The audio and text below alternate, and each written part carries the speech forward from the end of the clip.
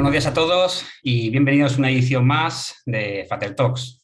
Seguramente muchas veces hayamos oído hablar de la labor de la Inspección de Trabajo para garantizar que se cumplen los requerimientos legales relacionados con la prevención de riesgos laborales. O tal vez habremos leído o escuchado una noticia en la cual el fiscal pide una determinada pena para depurar responsabilidades debido a un accidente laboral. Ambas figuras, tanto la Inspección de Trabajo como el Ministerio Fiscal, forman parte del sistema de prevención de riesgos laborales de nuestro país y son esenciales como sustento legal para lograr unas condiciones de trabajo óptimas y seguras, exigiendo el cumplimiento de la ley de prevención y el resto de desarrollo normativo que hay en torno a la seguridad laboral. ¿Hasta dónde llega la responsabilidad penal ante un accidente de trabajo? ¿Es necesario tener todo documentado y justificado para evitar sanciones? ¿O cuáles son los motivos de sanción más comunes para la inspección de trabajo? Bueno, pues de estas y otras cuestiones vamos a hablar en el Fater Talk de hoy con dos invitados de excepción, como son Nieves González García, jefa de Unidad de Seguridad y Salud Laboral en la Inspección Provincial de Trabajo y Seguridad Social de Madrid, y con Óscar Barrio García, fiscal delegado de Siniestralidad Laboral de la Fiscalía Provincial de Ávila. Buenos días, Nieves, buenos días, Óscar, y bienvenidos a ambos. Buenos días, ¿qué tal? Gracias. Bueno, para hacer una breve introducción de ambos, que los dos tienen un currículum, como podéis imaginar, súper extenso, pero bueno, para hacer una breve introducción, comentar que Nieves es inspectora de Trabajo y Seguridad Social desde el año 1995 y ha realizado dicha labor en varios destinos, como Barcelona, Albacete, Toledo, donde además fue jefa de Unidad de Seguridad y Salud, Madrid y los servicios centrales de la inspección en el Ministerio. Actualmente, como he comentado, es jefa de la Unidad de Seguridad y Salud en la Inspección de Trabajo y Seguridad Social de Madrid y además es formadora de la Escuela de la Inspección de Trabajo y Seguridad Social. Por otra parte, Óscar es licenciado en Derecho por la Universidad de Valladolid y accedió a la carrera fiscal en el año 1998, siendo Barcelona su primer destino. Fiscal de Ávila desde el año 2000, actualmente es fiscal delegado de Siniestralidad Laboral y de Seguridad Vial en Ávila desde el año 2007. Creo que nadie mejor que ellos dos, Nieves y Óscar, para hablar sobre la temática que hoy vamos a tratar en este Fater Talk. Bueno, antes de comenzar, como siempre, informaros que tenemos el chat habilitado para que podáis comentar o preguntar algún tipo de duda que tengáis. Y después, al final, siempre que quede tiempo, pues se la trasladaremos a los invitados. Y también deciros que este Fater Talk lo estamos grabando para posteriormente difundirlo en nuestras redes sociales y nuestro canal de YouTube. Bueno, Nieves, los prevencionistas siempre hablamos de que la prevención debe ser menos burocrática, menos basada en la documentación, ¿no? Y siempre nos gustaría que la prevención pues, fuera algo mucho más práctico, más eficaz, sin tener que estar permanentemente todo justificado y todo documentado, ¿no? Sin embargo, al final, pues siempre nos encontramos que cuando hay un requerimiento de la inspección, pues al final lo que siempre se pide es pues, justificar y documentar cosas que hayamos hecho, ¿no? ¿Cómo se puede conjugar, ¿no? Estas dos cosas? Es decir, hacer una prevención no tan basada en la documentitis, como se suele decir, ¿no? Y a la vez poder demostrar, llegado el caso, que hacemos las cosas bien en prevención ante la inspección, sin a lo mejor tener todo tan justificado y documentado, ¿no? Para evitar sanciones. Bueno, yo lo enfocaría más no sobre el tema de cómo evitar la sanción, ¿no? Sí que es cierto que se viene observando, ¿no? Que en ocasiones lo que debe ser una efectiva integración de la prevención en la empresa se ha convertido en el archivo de una prolija documentación que los servicios de prevención ajeno o propios o mancomunados, ¿no? le redactan a las empresas. Eso genera una falsa sensación al empresario de que con eso ha cumplido sus obligaciones en prevención de riesgos laborales, pero bueno, nada más lejos de la realidad, ¿no? Un plan de prevención pues debe de obedecer a la situación de la empresa, debe establecer, entre otras cosas, pues los distintos niveles con responsabilidades jerárquicas en recursos humanos en materia de prevención, los canales de comunicación, los procedimientos. La evaluación, lógicamente, debe responder a lo que la propia definición de evaluación da el Real Decreto 3997, ¿no? Es un proceso destinado a medir, a determinar la magnitud de los riesgos, ¿no? existentes en la empresa y así con todo lo demás en cuanto a obligaciones preventivas. ¿Qué ocurre? Que efectivamente cada vez se convierten en documentos más amplios y a veces alejados de la realidad. Por lo tanto, esos documentos deben responder a los riesgos existentes en la empresa, a las medidas de prevención que se deben adoptar, etcétera. ¿Cómo justificar sin documentación ante la inspección que esto se ha llevado a cabo? Bueno, pues esa documentación es necesaria, ¿no? Lo primero es que debe tener una relación, debe ser un reflejo fiel de lo que el inspector o el subinspector de Seguridad y Salud ha observado en el transcurso de la visita. Y debe ser un reflejo fiel y de ahí, bueno, pues se podrán justificar otros aspectos como son si se han implantado o no se han implantado. Obviamente hay determinados temas que pueden ser objeto de una inspección visual y otros que dependen también de un soporte documental. Por ejemplo, los resultados de una evaluación de riesgos con una serie de mediciones y con el planteamiento de una serie de medidas preventivas. Por lo tanto, las dos cosas son necesarias. Por un lado, que exista evaluación, pero que esa evaluación, que es lo importante, obedezca a la realidad de la empresa. Ojalá entre todos, ¿no?, logremos cambiar esa percepción de la prevención, ¿no?, de hacer una prevención a la defensiva, ¿no?, con lo que Claro. un poco, ¿no?, evaluaciones gigantescas, inmanejables, Sí, sí.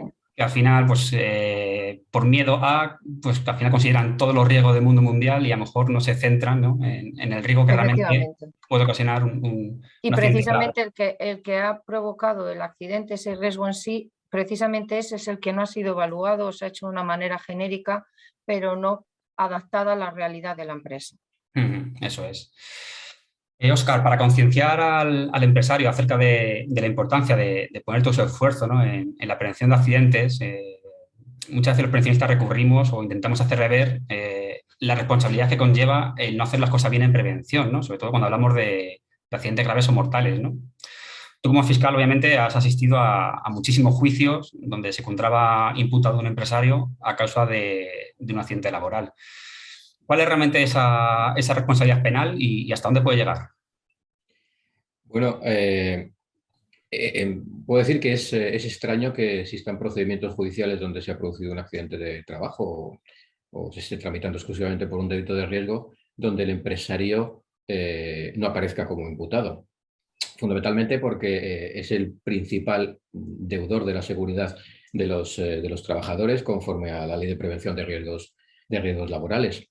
Es cierto que, bueno, teniendo en cuenta el funcionamiento de las empresas, esto puede parecer en principio un poco excesivo, dado que la complejidad de ellas exige a lo mejor la intervención de otra serie de personas, sobre todo en materia de prevención de riesgos laborales, que aporten el asesoramiento y los conocimientos necesarios al empresario para cumplir su función, que es velar por la seguridad y la salud de los trabajadores, porque no hay que olvidar esto, que con independencia de la intervención de otros sujetos, el empresario sigue siendo el principal responsable.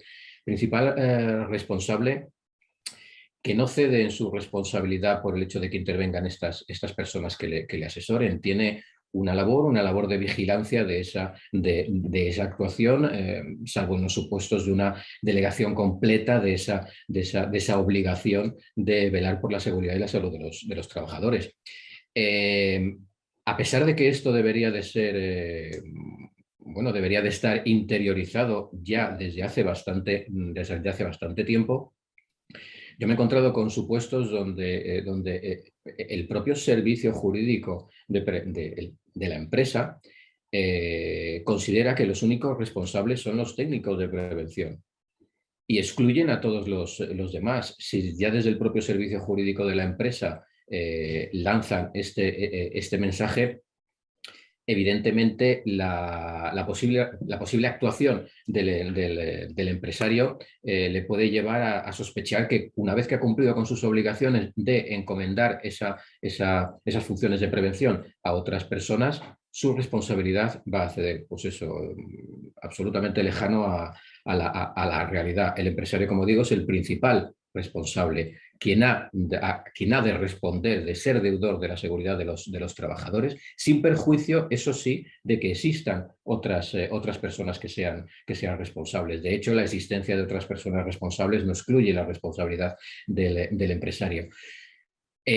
Nuestra intervención cuando se produce un procedimiento penal de este tipo, evidentemente lo que denota es un fracaso en la cultura de la prevención. Y un fracaso en la cultura de la prevención que es algo más allá de una falta de evaluación de los riesgos o una falta de adopción de medidas o una falta de suministro de medios necesarios para garantizar la seguridad. Forma parte de esa... De esas dudas respecto a cuál es la función en este caso del empresario. El empresario debe de interiorizar que la prevención de la salud y de la seguridad de sus trabajadores es una función propia, absolutamente propia, por mucho que haya parcialmente delegado esas obligaciones. A partir de ese momento, el empresario podrá empezar a exigir pues, que la prevención se integre dentro de la empresa y pueda, pues eso, ya desde los puestos más altos de responsabilidad, transmitir la necesidad de que la prevención no es algo que no forme parte de la empresa, que forma parte de otros servicios ajenos, sino que forma parte de sus obligaciones. Las responsabilidades, obviamente, las responsabilidades penales a las que pueden llegar son penas de cárcel, incluso penas con un número de años que da lugar a que el empresario pueda entrar a prisión. Con lo cual, tampoco esto significa que por el hecho de ser empresario sea absolutamente responsable. En el ámbito penal operan dos principios fundamentales, que es el principio de legalidad y el principio de culpabilidad. Habrá que acreditar en ese procedimiento penal la verdadera responsabilidad o el verdadero, en este caso, incumplimiento de las normas de prevención que exige el artículo 316. Sí, lo has comentado, ¿no? Es decir, la responsabilidad de prevención no se puede delegar. Es decir, puedes delegar funciones, puedes crear un servicio de prevención propio mancomunado cuando toque o contratar un SPA, pero la responsabilidad final obviamente no te la puedes quitar.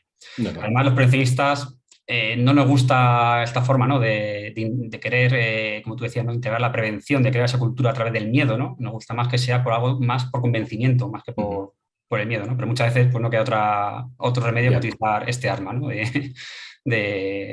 Vamos, para hacerle creer o hacerle ver la responsabilidad que tiene si no hace bien las cosas en prevención, ¿no? Sí.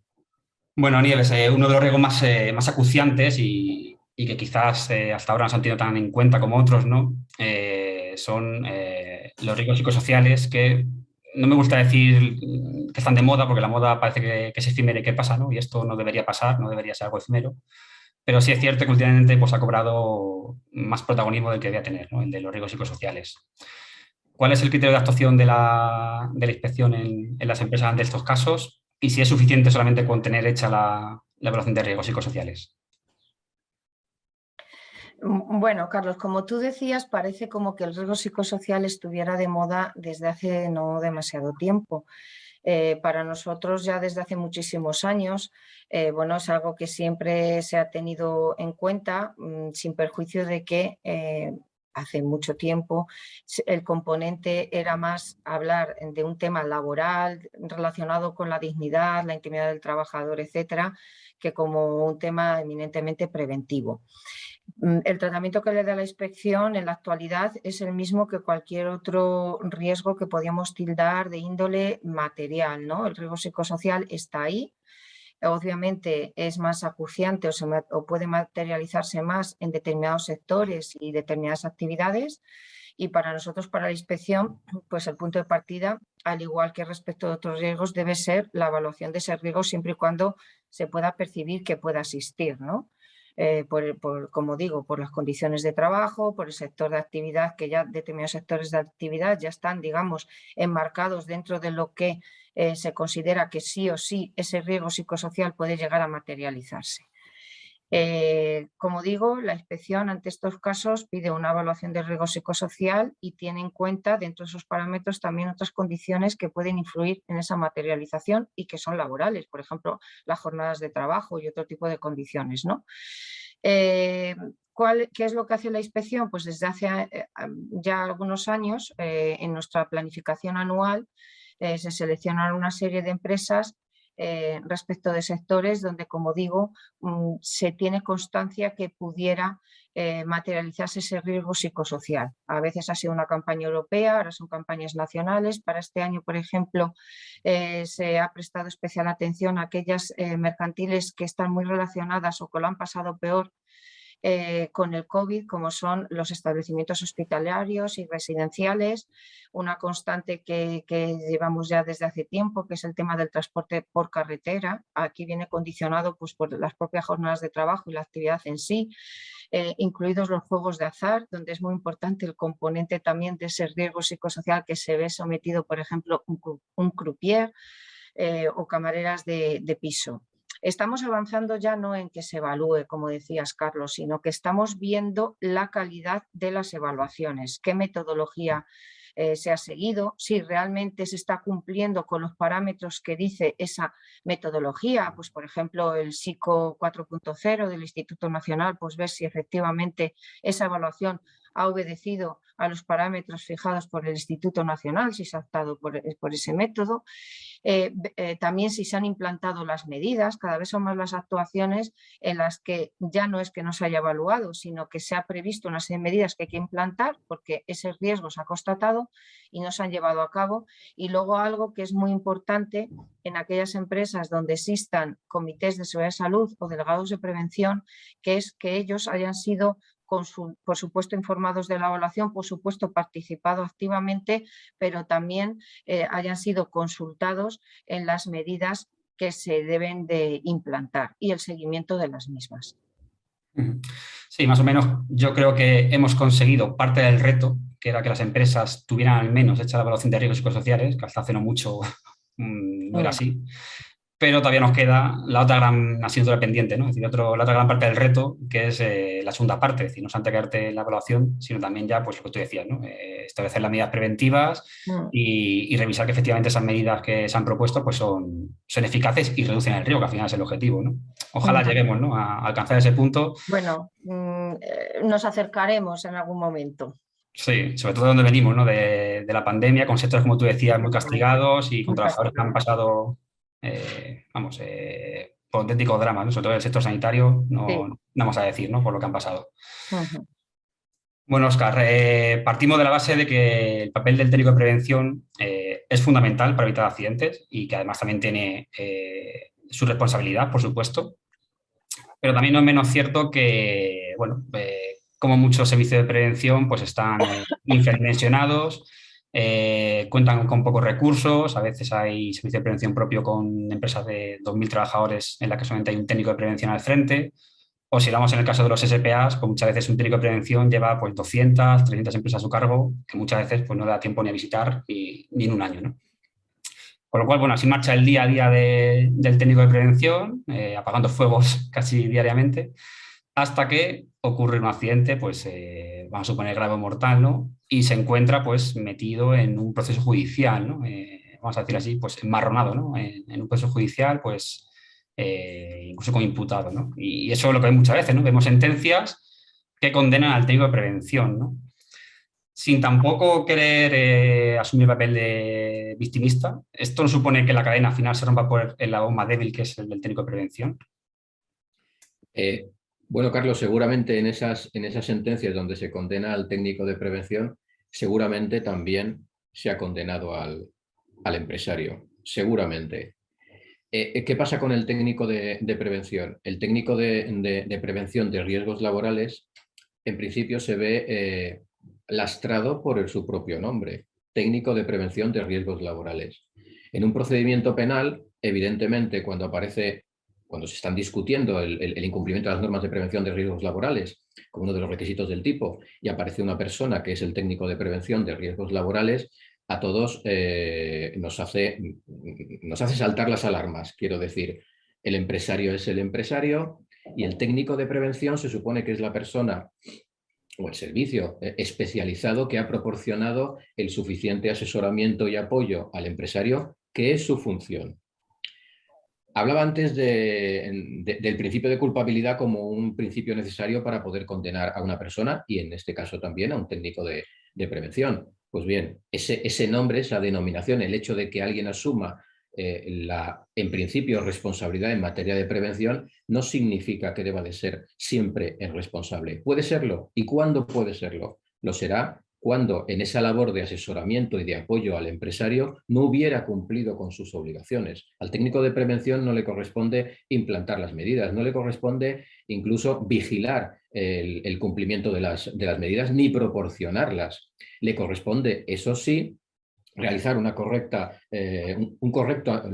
labor de asesoramiento y de apoyo al empresario, dado que es quien le aporta, como digo, los conocimientos técnicos. ¿De qué puede ser responsable un técnico de prevención de riesgos laborales? Pues evidentemente de una defectuosa evaluación. Una defectuosa evaluación que en todo caso habrá que estudiar a qué se debe. Esto es, si ha sido por un verdadero defecto por parte del técnico en el cumplimiento de su labor, por parte de una defectuosa información por parte del empresario a la hora de transmitírsela al técnico para que realice su labor, pero evidentemente el hecho de que un técnico lleve 30 empresas y que no pueda realizar evaluaciones con la precisión y la concreción necesaria, nunca va a ser una razón para eludir su propia responsabilidad penal. Es cierto que, como tú dices,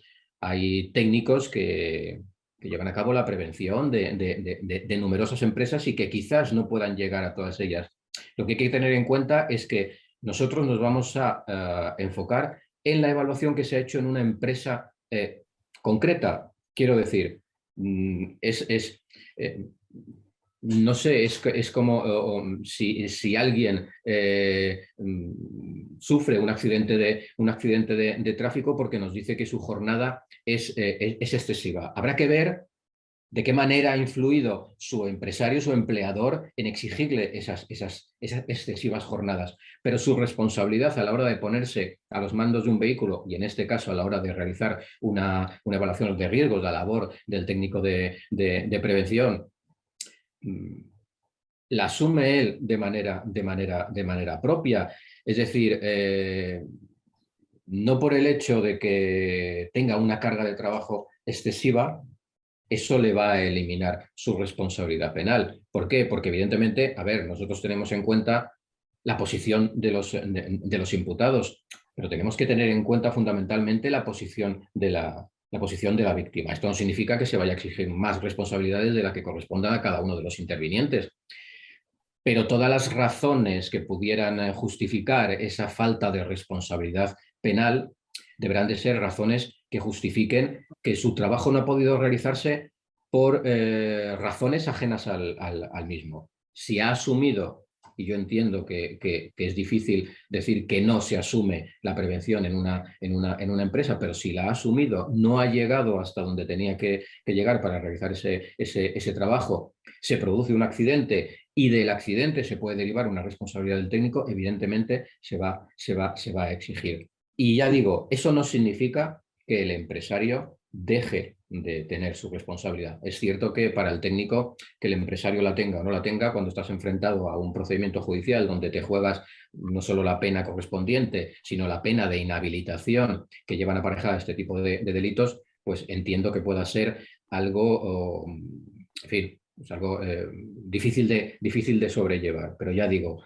la carga de trabajo, la excesiva carga de trabajo del técnico nunca le va a poder dar lugar a eludir su responsabilidad penal.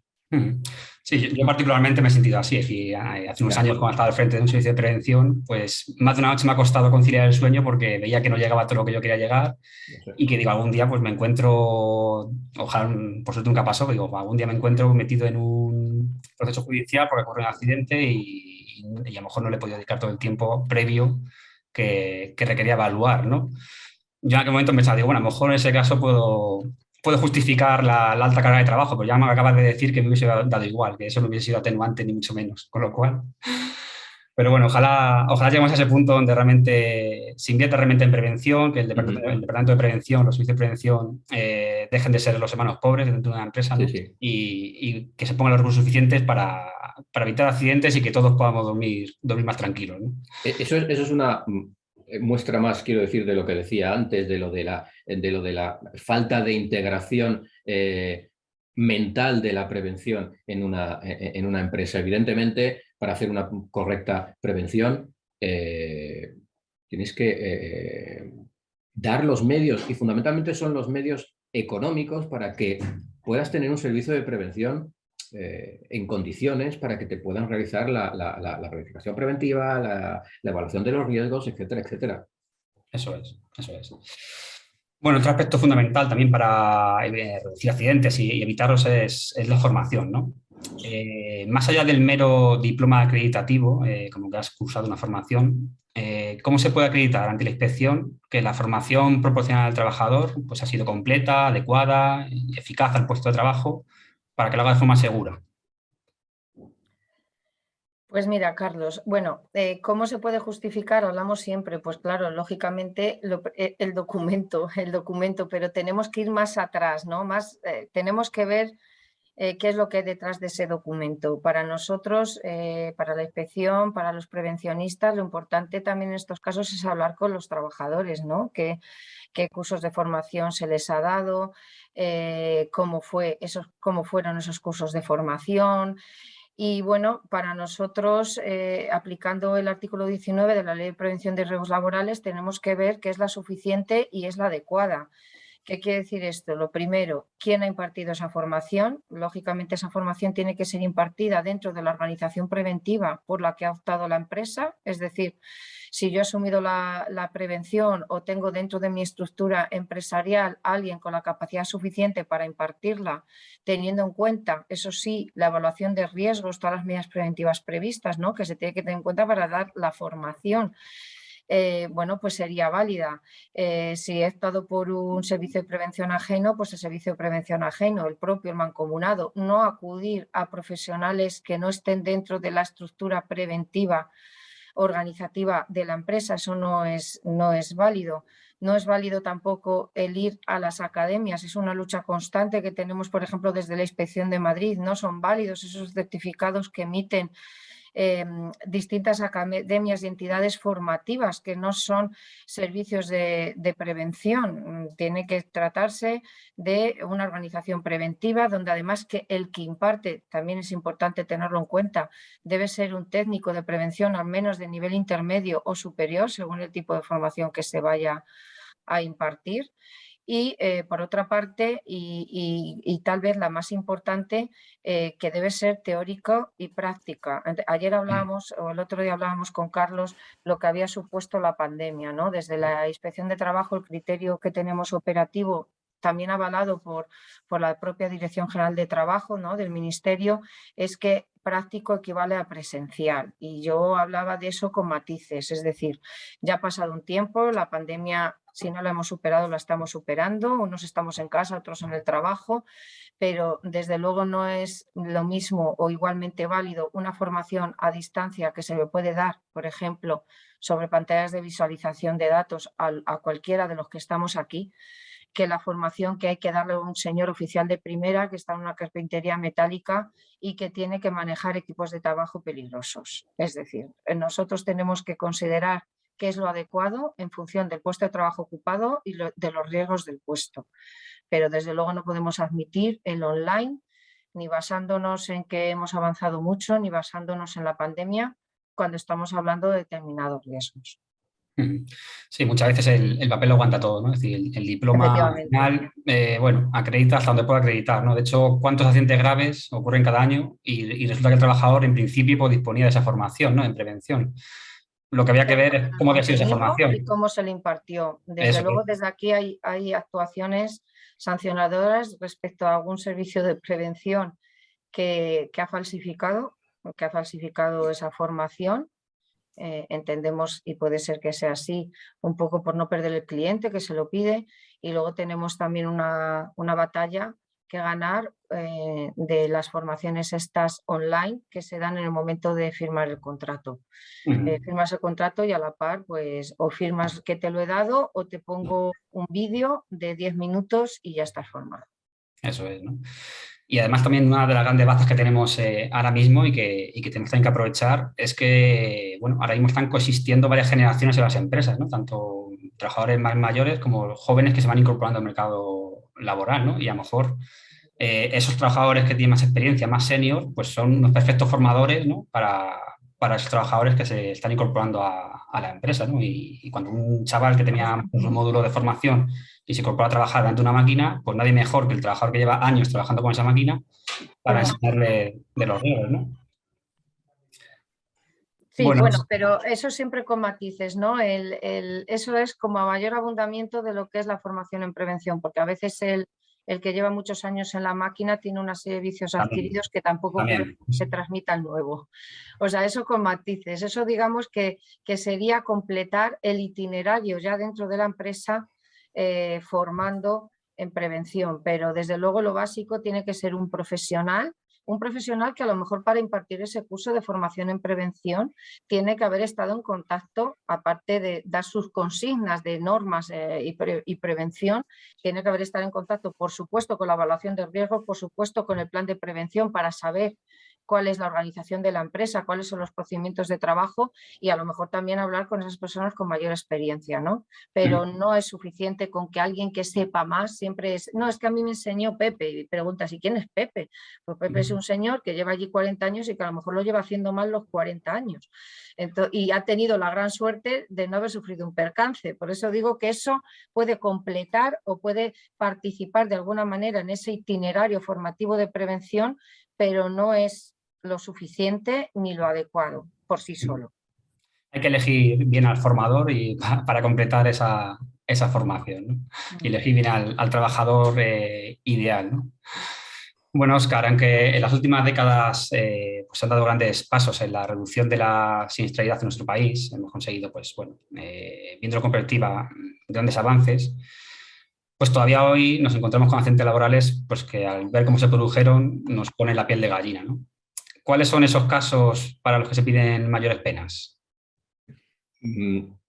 A ver, en el ámbito penal y en el ámbito de la siniestralidad laboral trabajamos con dos tipos penales fundamentalmente. El artículo 316, que tipifica lo que es el delito de riesgo, es decir, la puesta en peligro grave del trabajador por el incumplimiento de las normas de prevención de riesgos laborales, que den lugar a que no se proporcionen las medidas necesarias para que el trabajador realice su labor en condiciones de seguridad y que solo pueden ser cometidos por determinadas personas, lo que el Código Penal habla de sujetos legalmente obligados, y por otro lado los tipos delictivos a los que han dado lugar el resultado de un accidente, bien las lesiones imprudentes en sus varias formas o bien el supuesto de homicidio.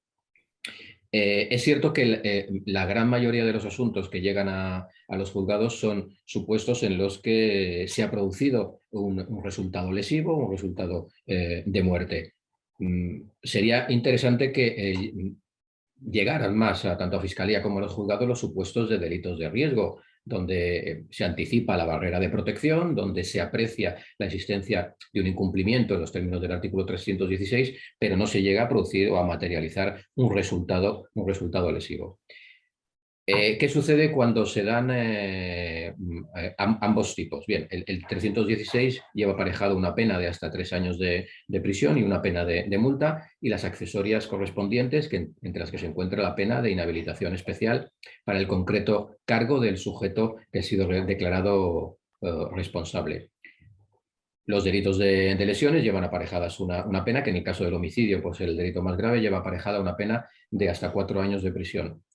¿Qué sucede cuando, como digo, se cometen los dos o se acusa de los dos y concurre un delito del artículo 316 con uno de los supuestos de las lesiones por imprudencia o del homicidio? Bien, en este caso habrá que distinguir si la situación de riesgo o a esa situación de riesgo que se considera que integra el 316 ha sido expuesto no solo el trabajador frente al que se ha materializado el resultado posterior lesivo, o si han existido además otros trabajadores. En el primero de los casos, cuando el riesgo se haya materializado solo respecto de un trabajador, que es el único que ha quedado expuesto, estamos en lo que se denomina un concurso de normas. Esto ha dado lugar a que se vaya a penar por el tipo más complejo, que podrá ser el delito de lesiones o el delito de riesgo del artículo 316. Trabajando sobre los baremos y la horquilla de penas que establecen cada uno de los tipos. En el caso de que se produzca, de que la situación de riesgo se dé respecto de varios trabajadores, aunque la materialización de los resultados se haya producido respecto solo de uno de ellos, estaremos en otro tipo de concurso, lo que se llama un concurso ideal de delitos. ¿Qué supone en este caso el concurso ideal de delitos? Que la ley establece que en el caso de un concurso ideal de delitos, la pena que ha de solicitarse es la correspondiente a la infracción más gravemente penada en su mitad superior. Ejemplo, varios trabajadores expuestos a una situación de riesgo en la que, o a consecuencia de la cual, solo fallece uno de los trabajadores. Bien, nos tendremos que ir a la pena establecida para el delito de homicidio por imprudencia, que va de 1 a 4 años, pero solicitándola en su mitad superior, es decir, a partir de los 2 años y 6 meses, de 2 años a 6 meses a 4 años. ¿Qué significa esto? Que evidentemente a partir de los 2 años la posibilidad de entrar en prisión a cumplir esa pena es mucho mayor. Respecto a los incumplimientos, más allá de que también es posible, pero se tiene en cuenta sobre todo esta relación entre el delito de riesgo y el delito de resultado. Es cierto que a mayores incumplimientos en las normas preventivas, la gravedad del hecho se incrementa y aplicando lo que se llama la dosimetría penal se podría establecer en esas horquillas que nos marca la ley, pues en el último de los casos que he expuesto, de entre los 2 años y 6 meses hasta los 4 años, el juez va a poder imponer la pena que considere oportuna, valorando, como digo, también la gravedad de las infracciones que se hayan cometido, o más allá que la gravedad, el número de infracciones cometidas.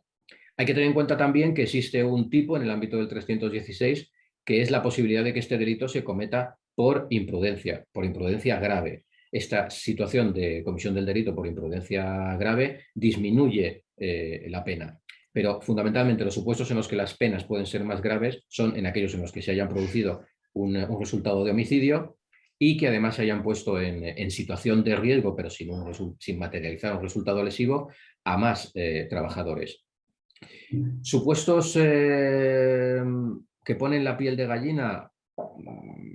A ver, a mí me ponen la piel de gallina todos en los que existan resultados lesivos y fundamentalmente aquellos en los que se producen fallecimientos.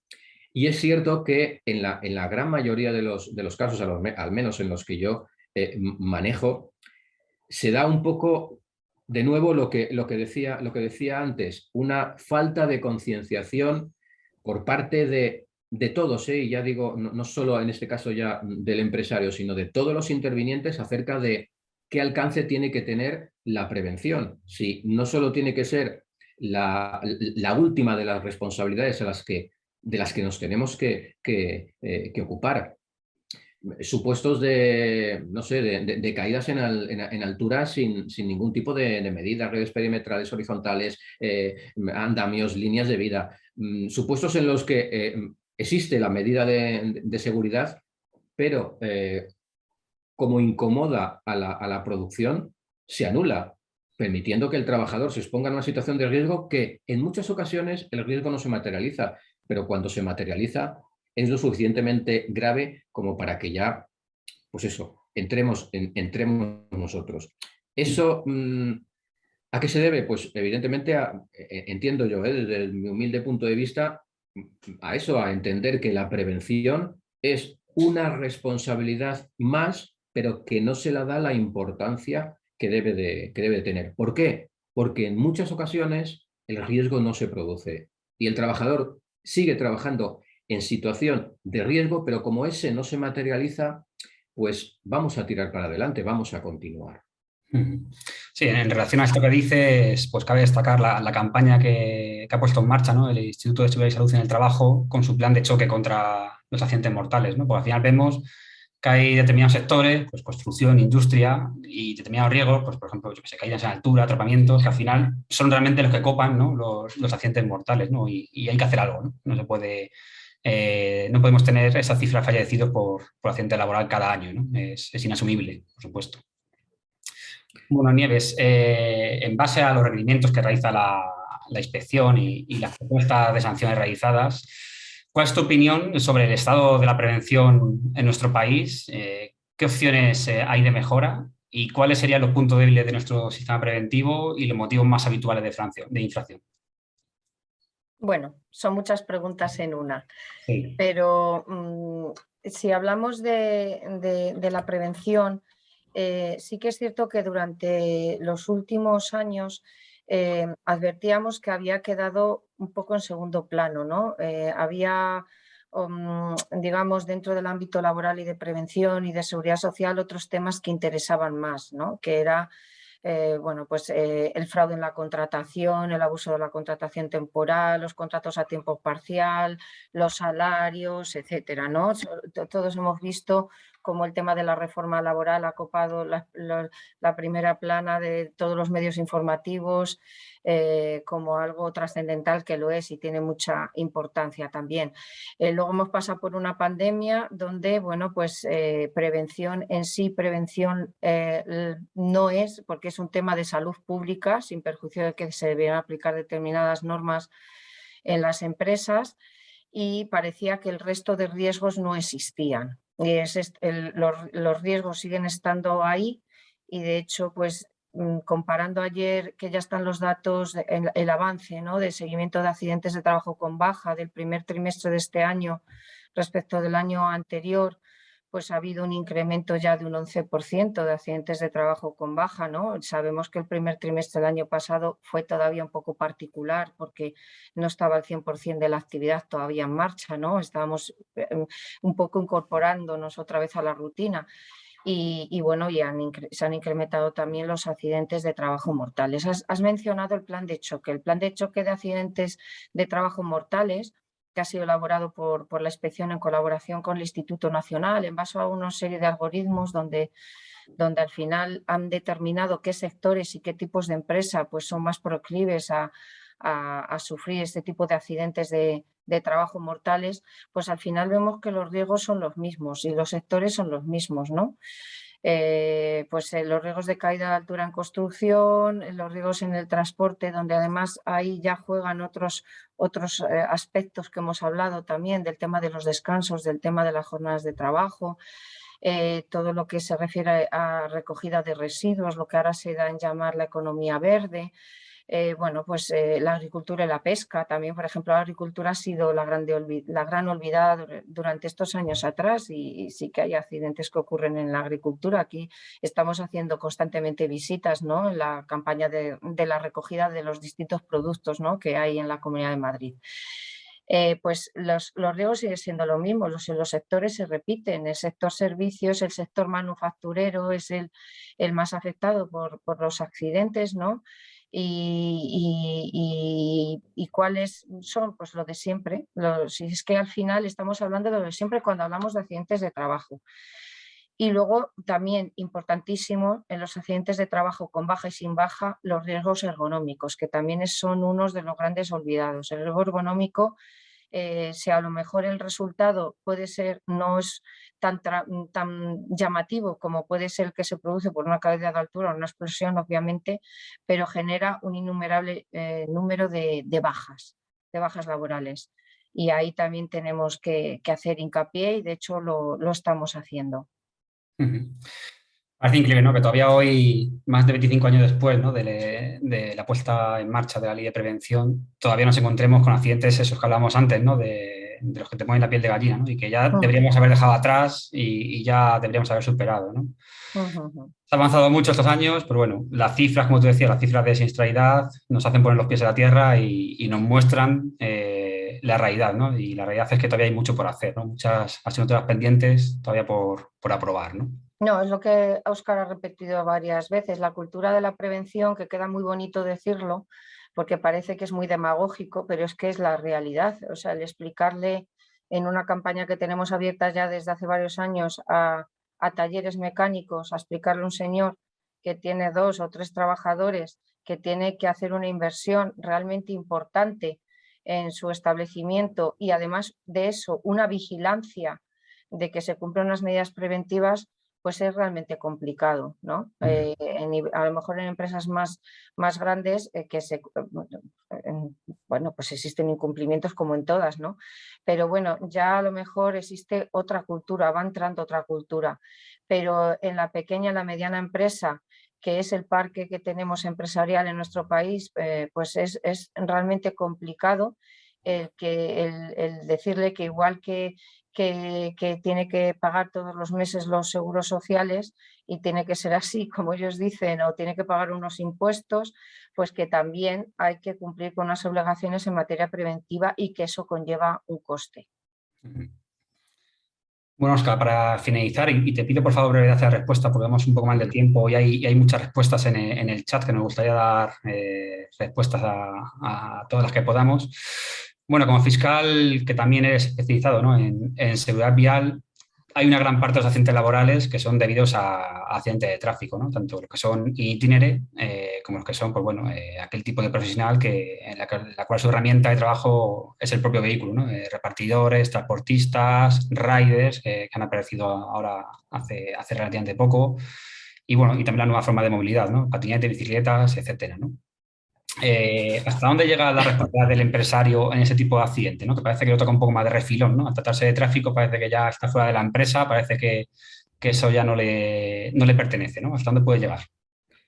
A ver, por un lado, los accidentes in itinere quedan al margen de la actuación de la jurisdicción penal, al menos de la Fiscalía. En el ámbito administrativo es otra cosa. Nosotros nos ocuparíamos de aquellos accidentes que se producen como consecuencia, pues eso, en el ámbito del transporte o como consecuencia de la utilización de un equipo de trabajo que esté en unas determinadas condiciones, que sea la causa del accidente, como consecuencia de los defectos en el mantenimiento, en la evaluación de los riesgos del propio trabajador, etcétera, etcétera, etcétera. Quiero decir, para nosotros, creo que la nueva ley, el rider y todas estas nuevas formas de trabajo a través de plataformas, yo creo que es un reto. Un reto que veremos a ver cómo se desarrolla, de qué medida, en qué medida podemos dar nosotros algún tipo de respuesta. Espero que en muy pocas veces, porque la que damos, como digo, siempre es bastante cruda, pero ya digo, creo que es un reto importante. Fundamentalmente, la responsabilidad del empresario vendría por el mantenimiento del equipo de trabajo, por la evaluación de los riesgos, como en cualquier otra actividad. Y aquí de nuevo, y ya déjame, Carlos, que deje al menos mi mensaje como fiscal de seguridad vial, volvemos a lo mismo. Si la cultura de la prevención no es suficiente, no ya digo la cultura en el ámbito de la seguridad vial. Como insisto, muchas ocasiones estamos en un país donde se permite conducir con una determinada tasa de alcohol. No así de drogas, pero sí de alcohol. ¿Esto puede no afectar a la prevención? Pues puede afectar a la prevención porque nos podemos encontrar con situaciones de trabajadores, en este caso sí, los propios conductores, que a esa falta de cumplimiento de las medidas introduzcan su situación de embriaguez en la producción de un accidente. Eso es otra parte, pero quizás, y bueno, a lo mejor me meto en un charco, pero quizás también la parte de prevención debería ir destinada también a eso, a tener en cuenta que por mucho que la ley nos permita conducir con una determinada tasa de alcohol, que en el caso de los conductores profesionales es muy pequeña, pero se permite, quizás habría que concienciar que a pesar de ello, ponerse a los mandos de un camión de 4.000, 5.000 o 6.000 kilos o 10.000 con una determinada tasa de alcohol, por pequeña que sea, es un riesgo no solo propio, sino también para otros. Muy bien, pues si os parece, pasamos a la pregunta del chat, que hay bastantes, de hecho hay muchas, no bastantes, muchas. Y bueno, vamos a intentar responder de forma concisa, ¿vale? Para intentar la respuesta, no creo que a todas, pues no vamos a tener tiempo, pero sí vamos a intentar responder a todas las que podamos, ¿vale? Mira, pregunta David Revillo. Buenos días, Óscar. Muchas gracias por tu participación. Dice, está claro que quien se encuentra inmerso en un proceso judicial como imputado por un accidente laboral le marca la vida. ¿Crees que las condenas relacionadas con la prevención sirven para crear conciencia para mejorar a nivel global la seguridad laboral? ¿Y cuál ha sido el caso que recuerdas especialmente? Por favor, respuestas concisas. Vale, respuestas concisas. Nieves hacía referencia al adelanto o el avance durante los meses de enero a marzo en el ámbito de los accidentes de trabajo. Bien, en el ámbito de los accidentes mortales en jornada de trabajo, si no lo recuerdo mal, hay 35 accidentes mortales más en el año que el año pasado, ¿vale? También es cierto, el 75% de las sentencias en el ámbito de la siniestralidad laboral son sentencias condenatorias. Si ponemos las dos cosas junto, parece que los números cantan y nos vienen a decir que por mucho que haya sentencias condenatorias, la producción de fallecimientos, evidentemente no todos dan lugar a un procedimiento penal, pero puede ser un punto o un indicio del estado de la situación. Parece que esto no genera, que la actuación penal no genera los resultados suficientemente importantes en esa función que tiene de prevención general o de prevención especial. También es cierto que yo creo que esto viene perjudicado por el hecho de que las sentencias que se dictan son sentencias respecto de asuntos que son muy antiguos, de tal forma que lo que al principio en un procedimiento penal se pudiera convertir en un derecho de la víctima a ser resarcida, conforme pasa el tiempo y la respuesta penal se dilata, acaba convirtiéndose en un derecho del investigado en que su procedimiento se termine cuanto antes. De tal manera que si la respuesta fuera más inmediata, quizás la concienciación pudiera ser también más inmediata y eso tendría su reflejo después para evitar el número de accidentes. Vale, me pregunta Carlos Rodríguez varias preguntas. Vamos a intentar responder de forma rápida a todas que plantea. Dice, nuestro Comité de Seguridad y Salud nos solicita hacer una nueva evaluación de riesgos psicosociales a raíz de la pandemia, por la secuela de la misma. Pregunta, ¿tiene sentido esta solicitud donde es ajena la pandemia a la actividad laboral concreta? ¿O lo lógico es que sigamos con las medidas que teníamos aprobadas en materia de riesgo psicosocial? Bueno, vamos a ver, la pandemia ha supuesto, yo creo que a todos nos ha cambiado en algo la vida, ¿no? Y en la vida laboral también nos ha cambiado, en la forma de trabajar. No sé qué empresa se trata, pero realmente en el momento, o sea, una evaluación de riesgos psicosocial, al igual que cualquier evaluación de riesgos, es una foto fija del momento en que se hace. Si ha habido cualquier modificación que pueda afectar al riesgo, hay que revisarla.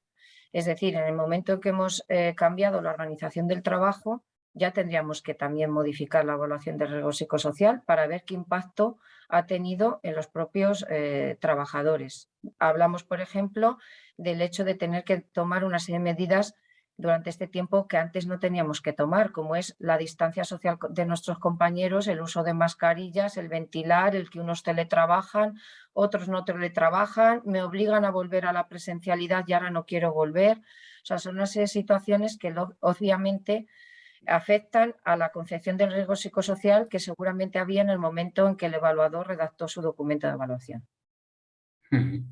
Vale, mira, también pregunta José Antonio Gorostiaga. En empresas pequeñas, cuando contratas el SPA, te piden el número de trabajadores y en función de eso te pasan la oferta, que en el caso de nuestra empresa, bueno, da el importe que son 3.500 euros. Dice, esto supone aproximadamente 50 horas al año que se cubren prácticamente con la evaluación de riesgos y tener controlado toda la parte administrativa que exige la norma. El SPA te deja un plan de acción entre la evaluación de riesgos, medición de ruido, temas psicosociales, de más de 500 acciones a realizar. Y en nuestro caso, una fábrica que considero que es relativamente nueva, limpia y ordenada, con un proceso muy automatizado. La pregunta es, ¿no sería más lógico que desde la propia ley se exigiera a los SPAs hacer las ofertas en función de la situación de cada empresa y no del número de trabajadores? Bueno, es que la norma no establece el importe económico. Aquí es la ley oferta y demanda y tampoco la ley dice ahora que tenga que hacerse por horas de trabajo. Esto yo siempre pongo el ejemplo de la revisión de mi caldera, ¿no? Yo tenía una empresa que me revisaba la caldera y no me gustaba cómo lo hacía, porque iba y nunca veía nada. Y yo de vez en cuando la caldera me salía un aviso y me quedaba sin gas y me quedaba sin agua caliente. ¿Qué hice? Cambiar a otra empresa que me lo hace bien y que va y que me revisa y que me hace una serie de cambios porque alguna clavija está desgastada, porque un tubito, por lo que sea. Eso es lo que tenemos que esa labor de integración de la prevención nos debe de llevar a que la propia empresa exija del servicio de prevención un servicio adecuado. Lo que me decía, tenemos más de 500 medidas que me plantean. Lo primero que les digo yo a las empresas, usted cuando le ha dado el tocho de documentación se ha molestado en decirle al técnico, venga, siéntese un momento conmigo y me va a decir qué es lo que me está dando.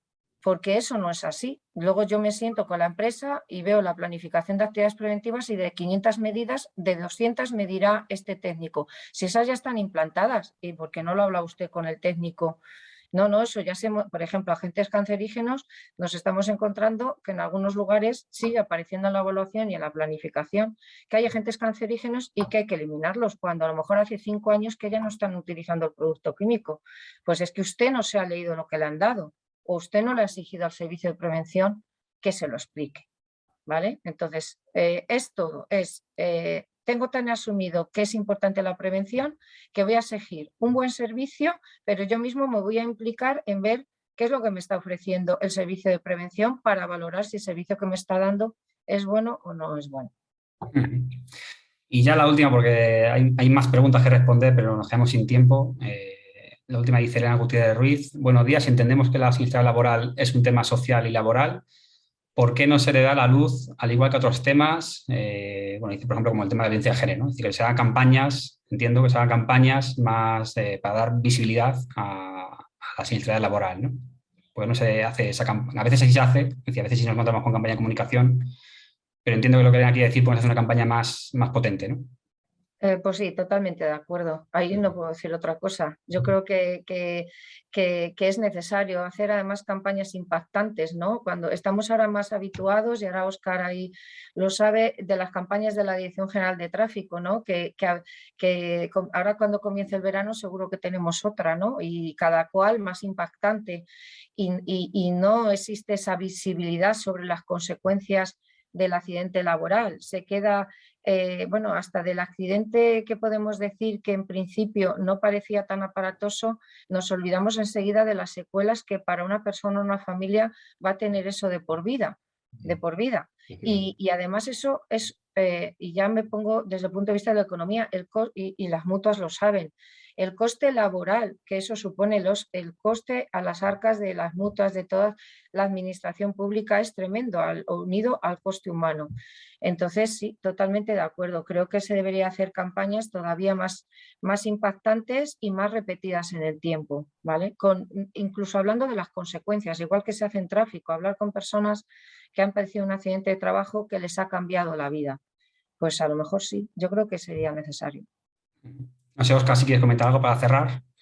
Bueno, a ver, simplemente romper una lanza a nuestro favor. Al menos nosotros, nuestra campaña la iniciamos en Fiscalía desde el momento en el que se creó la sección especializada. Sí, quiero decir que ahora habrá quizás otro paso más, y es crear una jurisdicción especializada, que no sé de qué forma, pero evidentemente hay determinados delitos que no son los delitos comunes, donde la complejidad de los temas que se tratan son mayores, y quizás, igual que en el ámbito de la Fiscalía, se exige o se da una especialización en el ámbito de la jurisdicción, para que se puedan lanzar bueno, estos mensajes necesarios de la importancia de la prevención y qué sucede cuando esa prevención no se lleva a cabo. Quizás a través de esa, ya digo, jurisdicción especializada se podría lograr, al menos desde nuestro punto de vista. Pero respecto al resto de campañas, pues sí, evidentemente el ministerio correspondiente, igual que hace la Dirección General de Tráfico, pues en el ámbito de la siniestralidad laboral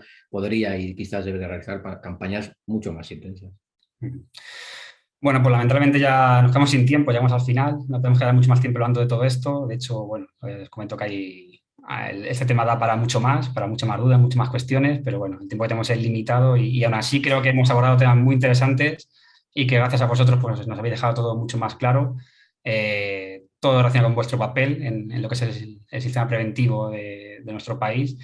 Y no siempre se da esta oportunidad, ¿no?, de poder hablar con esta naturalidad y bueno, tener delante a una inspectora, ¿no?, y a un fiscal que nos puedan trasladar su punto de vista sobre estos temas, ¿no? Así que os agradecemos enormemente. Además, sabemos que vuestra agenda es muy ocupada y os agradecemos enormemente el tiempo que habéis estado con nosotros. Muchas gracias. Muchas gracias a Fraternidad por contar con la inspección para esta labor divulgativa. Habrá que hacer versión 2.0 de esto, ¿verdad, Carlos? Porque pues seguramente, da para ello. Se nos ha quedado corto. Sí.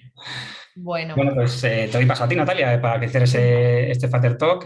Natalia es nuestra subdirectora de Prevención, Calidad y Comunicación. Así que adelante. Bueno, pues lo primero, efectivamente, daros las gracias. Yo he tenido como un déjà vu, además, yo estudié Derecho y está como una clase práctica cuando hemos hablado de los delitos de riesgo, de resultado. Bueno, me ha encantado. Me ha parecido además que habéis sido muy claros, Nieves, nada para andarnos por las ramas, súper claros.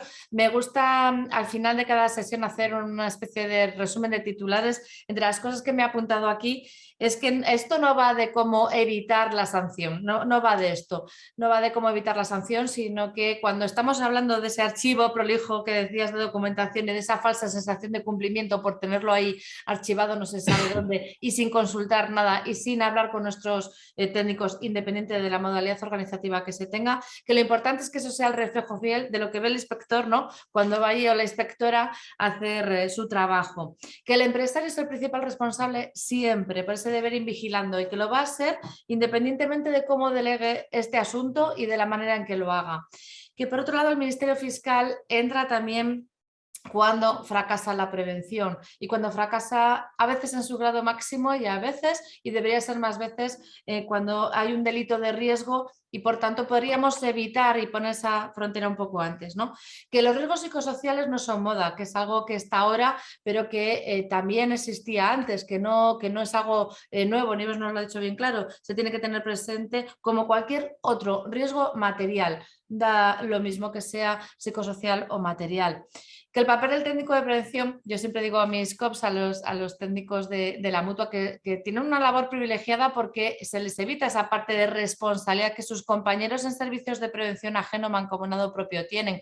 No pueden estar igual de estresados, como decía Carlos, por las noches con el trabajo de un técnico de mutua a un técnico de un servicio de prevención, porque al final ese principio de culpabilidad y ese no eximente por la carga de trabajo que se tenga va a estar ahí. Luego es complicado, ¿no? Es un trabajo, a veces decimos, bastante ingrato el de un técnico de prevención y bastante complicado, porque una cosa es lo que se quiere y a veces es luego lo que se puede. El tema de la formación también ha quedado clarísimo. Artículo 19, suficiente, adecuada, atendiendo a la modalidad organizativa que tenga cada cual, teórica y práctica. Y como también repetimos aquí muchas veces, el online llega hasta donde llega. Tenemos que volver a pisar asfalto, pisar campo y pisar polígono de nuevo para hacer las cosas in situ. Que el cómo, que el qué y el quién es fundamental dentro de la formación. Luego ya todo lo de, que es todo lo del delito de riesgo, lo has explicado perfecto, Óscar. El delito de riesgo que anticipa esa barrera, el delito ya con un resultado, ya sea por las diferentes modalidades de imprudencia o bien por homicidio, el resultado lesivo, el de muerte, lo que has hablado del concurso de normas o el concurso ideal de delitos cuando afecta no solamente a una persona con un resultado, sino a diferentes trabajadores, ¿no? Esa clase magistral que nos has dado de dosimetría penal y de las horquillas para trabajar en conjunto. Bueno, y al final, y por terminar, lo que hablabais, ¿no? Del estado actual de la prevención. Creo que queda camino por recorrer, que mutuas, trabajadores, empresarios, sindicatos, agentes sociales, inspección de trabajo, administración y Ministerio Fiscal, jueces, todos estamos buscando que esto funcione mejor, que esa es nuestra labor para todos, que en algunos casos nos centramos en la reforma laboral, en otros nos hemos centrado con el COVID igual más en el tema de salud pública, pero que hay que hacer ese 11% que está clarísimo de incremento de accidentes de trabajo implica que la cosa nos queda trabajo y que está muy bien realizar este tipo de sesiones para seguir recordándolo. Agradezco enormemente a todos los que nos han acompañado durante la sesión de hoy. Sinceramente he dicho lo de repetir esta sesión porque se han quedado muchas cosas ahí pendientes. Agradeceros de nuevo vuestro trabajo aquí y en el día a día. Y por último, como sabéis, siempre os comentamos de que va a ir el próximo Frater Talk, el Frater Talk último antes de que nos vayamos de vacaciones en este sentido. Será el día 17, recuérdamelo, 17 de junio a las 10 de la mañana. Lo hemos adelantado porque siempre es el último viernes de mes, lo hemos adelantado un poquito porque el 24 es fiesta y queremos que esto esté pleno, porque además va a ser un Frater Talk diferente. Vamos, no sé si alguno se acordará lo que ocurrió el 14 de abril de 1912. ¿Alguien sabría decirme qué pasó el 14 de abril de 1912? Bueno, pues lo que sucedió fue el hundimiento del Titanic.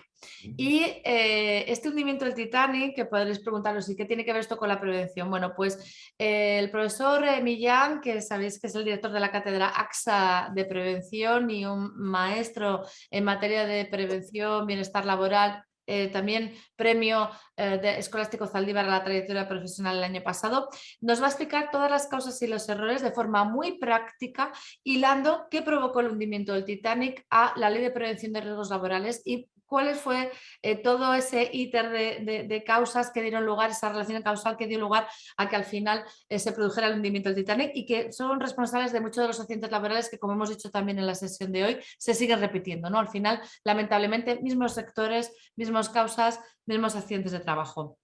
Bueno, pues os invito, bueno, aparte tenía que apuntado, Pepe, aparte de amigo, colaborador de Fraternidad, es el promotor del primer y único pabellón de cultura de la prevención que existe en España, que está en el Parque de las Ciencias de Granada, y está llevando una exposición itinerante del Titanic con la prevención de riesgos. Ha estado en Málaga con la Cruz Roja, va a ir a La Coruña con Fraternidad y estará con el Instituto Regional de Seguridad y Salud del Trabajo en Madrid después. Os esperamos el 17 de junio a las 10 para contaros en un Frater Talk especial de prevención y el Titanic 110 años después del hundimiento. Muchísimas gracias, cuidaros mucho y que tengáis un buen fin de semana. Gracias. Gracias, igualmente.